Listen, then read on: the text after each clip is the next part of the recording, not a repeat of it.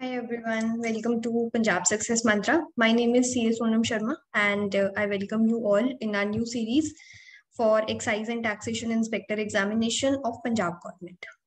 आज हम अपने पार्ट 3 की तरफ मूव करेंगे अपनी इस सीरीज के। उससे पहले कि हम अपनी इस क्लास को स्टार्ट करें, मैं आपको एक इम्पॉर्टेंट इन्फॉर्मेशन देना चाहती हूँ which is about our latest courses. हमने कुछ फ्री कोर्सेज लॉन्च किए हैं और कुछ पेड कोर्सेज लॉन्च किए हैं। फ्री कोर्सेज में हमारे पीपीएससी कॉर्पोरेटिव इंस्पेक्टर के लिए कोर्स है, करंट अफेयर्स के लिए कोर्स है, एनसीईआरटी के लिए कोर्स है और प्रीवियस ईयर क्वेश्चंस की डिस्कशन के लिए कोर्स है।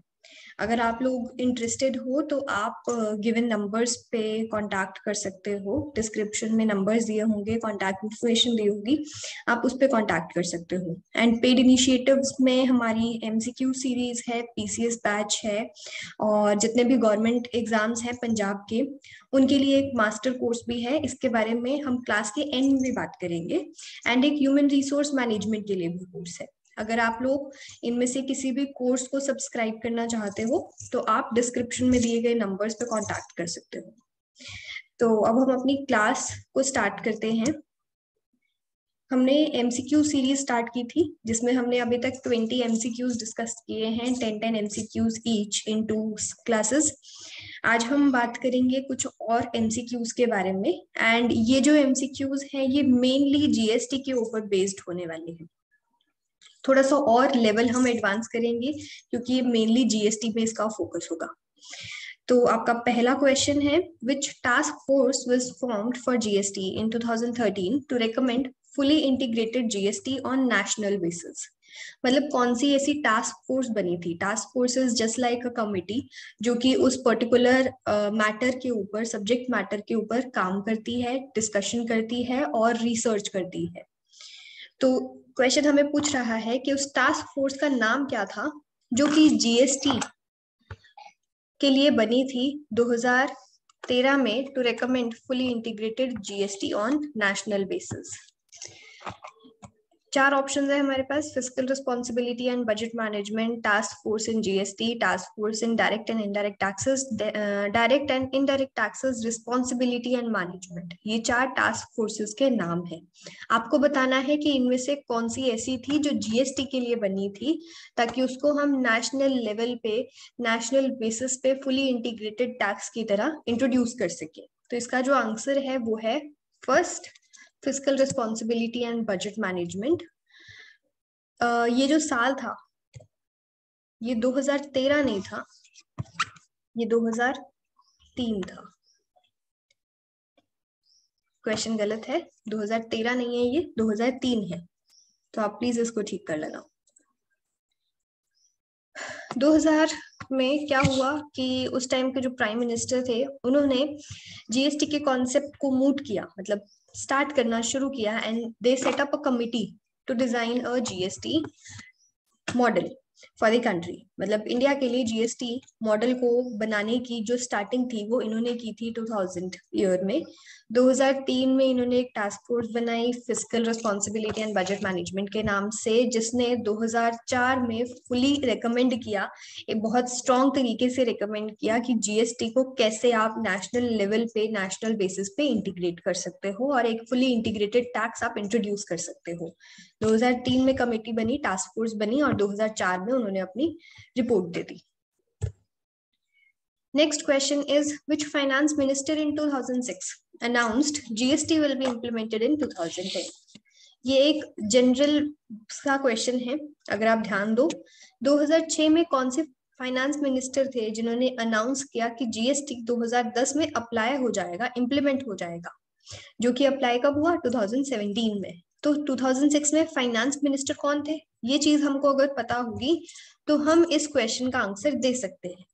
2006 में प्राइम मिनिस्टर थे पी चिदम्बरम। तो उन्होंने रिकमेंड किया था कि, उन्होंने अनाउंस किया था कि जीएसटी 2010 में इंप्लीमेंट हो जाएगा। Union finance minister Shri P Chidambaram, while presenting the union budget, announced that GST would be introduced from April 1, 2010 since then GST missed several deadlines, उसके बाद बहुत बार बोला गया, पोस्टपोन किया गया जीएसटी को कि जीएसटी इस डेट से अप्लाई होगा, इस डेट से अप्लाई होगा, बट वो नहीं हो पाया एंड अल्टीमेटली वो जुलाई 1, 2017 को अप्लाई हुआ। Next question is on which date Lok Sabha and Rajya Sabha passed GST bill in the parliament? GST का बिल लाया गया जब हमारी यूपीए की गवर्नमेंट आई 2014 में, तो उन्होंने जीएसटी पे काम करना शुरू किया।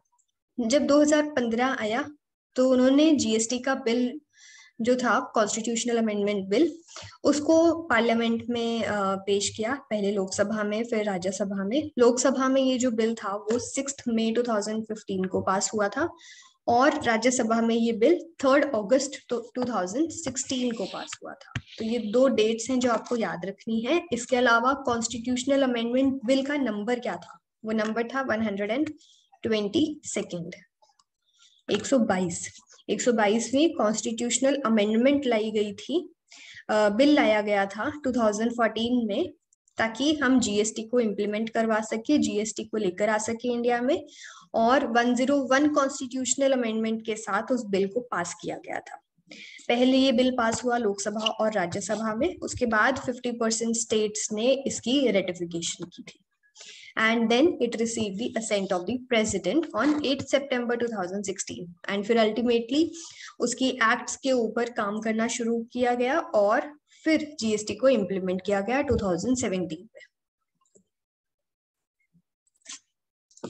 हमने कहां तक बात की थी? 2016 8 सितंबर जब प्रेसिडेंट की असेंट उसको मिली थी। उसके बाद क्या हुआ था? 27 मार्च 2017 को जीएसटी की जो लेजिस्लेशंस है, मतलब किस तरीके से जीएसटी को अप्लाई किया जाएगा, कॉन्स्टिट्यूशनल अमेंडमेंट तो हो चुकी थी कि जीएसटी को लाया जाएगा, बट जीएसटी को लाने का तरीका क्या होगा, उसके अंदर जो लेजिस्लेशंस हैं वो क्या होने वाली हैं, रूल्स क्या होने वाले हैं, उन सब के लिए भी तो एक्ट लानी थी, वो भी पास करवानी थी। तो उसके लिए 27 मार्च 2017 का दिन रखा गया और उस दिन 4 जीएसटी की लेजिस्लेशंस पास की गई। Central goods and services tax bill, Integrated Goods and Services Tax Bill, Union Territory Goods and Services Tax Bill, and Goods and Services Tax Compensation to States Bill 2017। इनके बारे में जो भी हमारी क्लासेस होगी हम उनमें बात करेंगे कि ये क्या थी और इनमें क्या क्या लाया गया था। लोकसभा ने इन बिल्स को पास किया 29 मार्च को और फिर 12 अप्रैल को इसको असेंट मिल गई एंड फिर उसके बाद इसकी इम्प्लीमेंटेशन की डेट रखी गई 1 जुलाई 2017। Next question is types of taxes in the GST. GST में कितने टाइप्स के टैक्सेस लगाए जाते हैं? तो जीएसटी को जो अप्लाई करने का तरीका है वो मैं आपको बताती हूँ कि जब भी जीएसटी अप्लाई किया जाता है तो उसको लगाने के 2 तरीके होते हैं। हम पहले ये देखते हैं कि वो जो सेल हो रही है, जो गुड्स की सप्लाई हो रही है, वो एक स्टेट के अंदर हो रही है या स्टेट से बाहर हो रही है। फॉर एग्जाम्पल जैसे कि चंडीगढ़ है, हरियाणा है, हरियाणा से हरियाणा में आप सप्लाई कर रहे हो तो क्या होगा कि एक स्टेट के अंदर से सप्लाई हो रही है। पंजाब से पंजाब आप सप्लाई कर रहे हो तो एक स्टेट के अंदर अंदर ही सप्लाई हो रही है, सेल हो रही है। बट अगर आप हरियाणा से पंजाब में सप्लाई कर रहे हो तो वो एक अलग टाइप की सेल मानी जाती है जीएसटी के अंदर। जब आप within the state sell कर रहे हो, मतलब एक स्टेट के अंदर अंदर ही आप सेल कर रहे हो, तो उसको हम बोलते हैं इंट्रा स्टेट सप्लाई। और उसके ऊपर लगाया जाता है सीजीएसटी एंड एसजीएसटी। मतलब जितना भी रेट होगा जीएसटी का, लेट्स से कि 10% रेट है तो उसको हम 5 और 5% सीजीएसटी, 5% एसजीएसटी इस तरीके से अप्लाई कर दें। और जब एक स्टेट से दूसरे स्टेट में सेल हो रही है तो उस केस में हम अप्लाई करते हैं आईजीएसटी। ये हम बहुत अच्छे से डिटेल में पढ़ेंगे जब भी हमारी क्लासेस होंगी उसमें। और ऐसे ही अगर एक यूनियन टेरिटरी के अंदर अंदर सप्लाई हो रही है तो उसमें हम अप्लाई करते हैं सीजीएसटी और यूटीजीएसटी। और अगर एक यूटी से किसी स्टेट में सप्लाई हो रही है तो उसमें भी हम लगाते हैं आईजीएसटी। और मान लो कि हम एक यूटी से कहीं बाहर की कंट्री में सप्लाई कर रहे हैं तो भी क्या लगेगा? आईजीएसटी लगेगा। मतलब सिर्फ स्टेट के अंदर अंदर आप सप्लाई करो तो सीजीएसटी और एसजीएसटी लगेगा। अगर आप एक स्टेट से दूसरे स्टेट में या एक स्टेट से कहीं बाहर की कंट्री में सप्लाई कर रहे हो तो IGST अप्लाई होगा। तो this is the format how GST is applicable. कैसे GST को हम अप्लाई करते हैं, 3 तरीके हैं, 3 टाइप के टैक्सेस हैं जिसमें GST अप्लाई होता है। तो हम अपने क्वेश्चन पे आते हैं। क्वेश्चन हमसे क्या पूछ रहा था, types of taxes in GST। तो GST में हमने अभी बात की 3 टाइप के टैक्सेस हैं, CGST, SGST, UTGST। SGST और UTGST एंड IGST। तो मतलब आंसर क्या होगा, all of the above. Next question की तरफ चलते हैं। What of the following taxes is applicable in case of supply of goods from Gujarat to Assam. अब इस क्वेश्चन का आंसर आप लोग कमेंट सेक्शन में लिख दो कि क्या होने वाला है, क्योंकि ये मैंने आपको कॉन्सेप्ट अभी समझाया था। गुजरात से असम में आप सप्लाई कर रहे हो, कौन से टाइप का टैक्स लगना चाहिए, इसमें लगेगा IGST, क्योंकि हम एक स्टेट से, स्टेट 1 से स्टेट 2 में सप्लाई कर रहे हैं, तो यहाँ पे लगेगा IGST।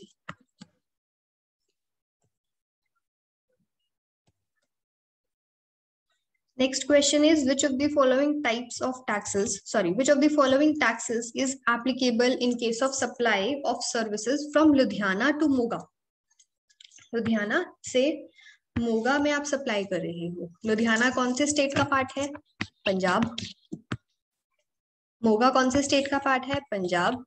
कैसे सप्लाई कर रहे हो, पंजाब से Punjab.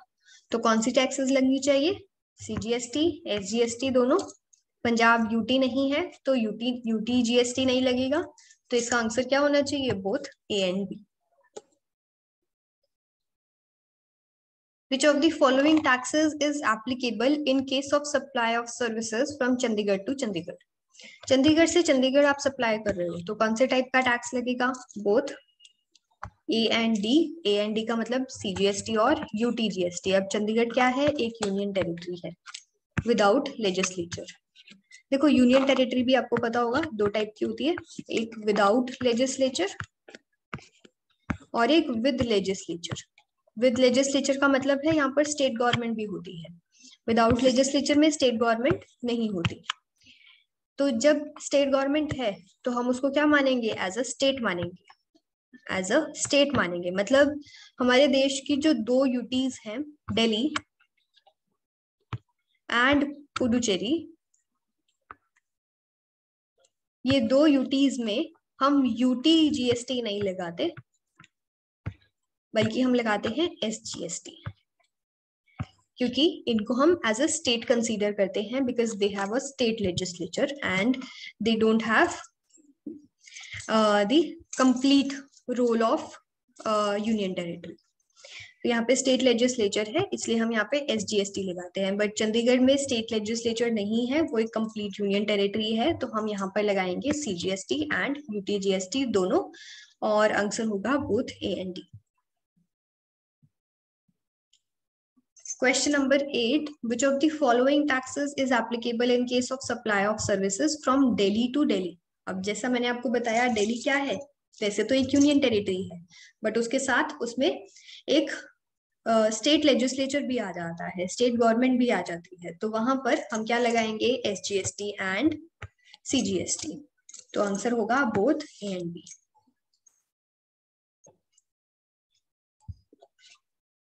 Question number 9, India has adopted which model of GST। India ने कौन सा GST का मॉडल अडॉप्ट किया है। तो GST में, क्योंकि GST एक काइंड ऑफ ऐसा टैक्स है जो कि ऑलमोस्ट हर कंट्री ने अडॉप्ट किया है, तो बहुत सारी कंट्रीज ने इसको सिंगल मॉडल की तरह अडॉप्ट किया है, और बहुत सारी बाकी कंट्रीज ने इसको डुअल मॉडल की तरह अडॉप्ट किया है। सिंगल मॉडल का मतलब है कि सिर्फ एक ही GST लगेगा।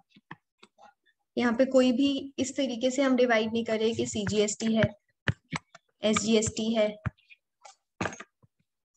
IGST है, हम इस तरीके से GST को डिवाइड नहीं करें। बट जो डुअल मॉडल है वहां पर हम क्या करते हैं, स्टेट के लिए अलग GST है, मतलब SGST, और सेंटर के लिए अलग GST है, मतलब CGST।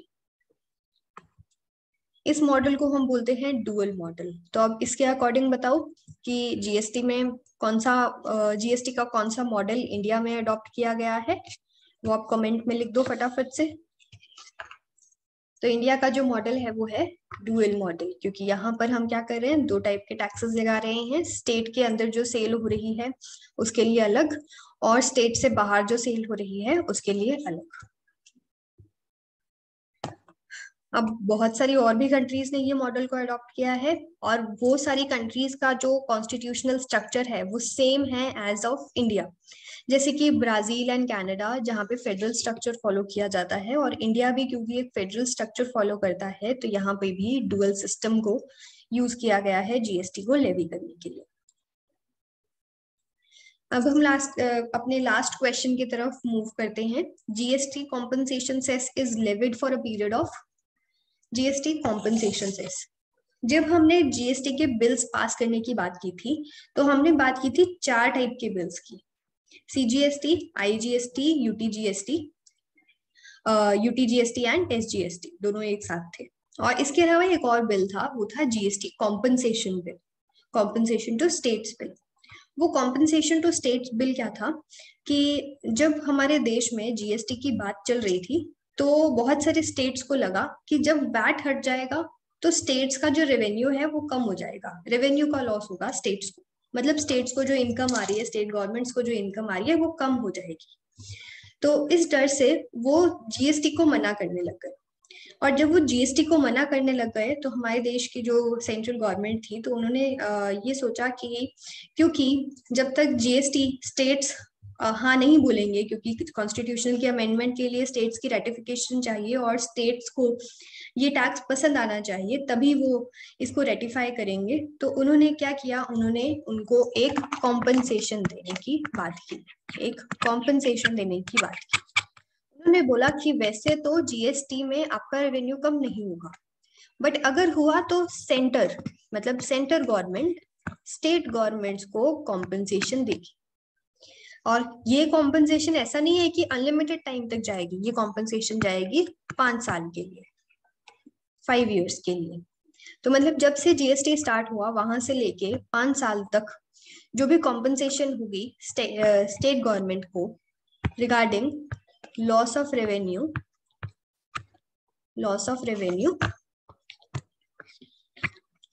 उसके लिए कॉम्पनसेशन दे रहा है central government to state government, और ये कॉम्पनसेशन जा रही है 5 इयर्स के लिए। अब ये कॉम्पनसेशन सेंट्रल गवर्नमेंट अपनी जेब से तो नहीं दे रही है, ऑब्वियसली ये कॉम्पनसेशन भी पब्लिक से चार्ज की जा रही है in the form of compensation cess, GST compensation cess. आपने काफी जगह पर सुना होगा कि जीएसटी का जो रेट है वो है 40%।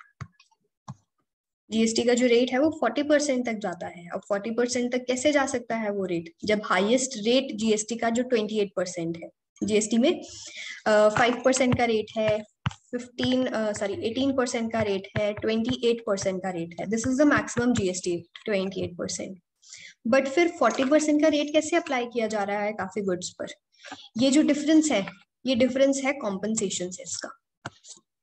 अब ये कॉम्पनसेशन सेस हर चीज पे नहीं लगाया जा सकता, ये कॉम्पनसेशन सेस लगाया जाता है मेनली लग्जरी चीजों पे। जो भी लग्जरी चीजें हैं उनके ऊपर कॉम्पनसेशन सेस लगाया जाता है, उस पैसे को इकट्ठा किया जाता है by the central government, and central government उस पैसे को इकट्ठा करके फिर स्टेट्स को उसकी कॉम्पनसेशन प्रोवाइड करती है फॉर द रेवेन्यू लॉस। तो ये थे हमारे आज के क्वेश्चंस। अब बिफोर हम अपनी क्लास को एंड करें, मैं आपको एक और इम्पोर्टेंट इंफॉर्मेशन देना चाहती हूँ।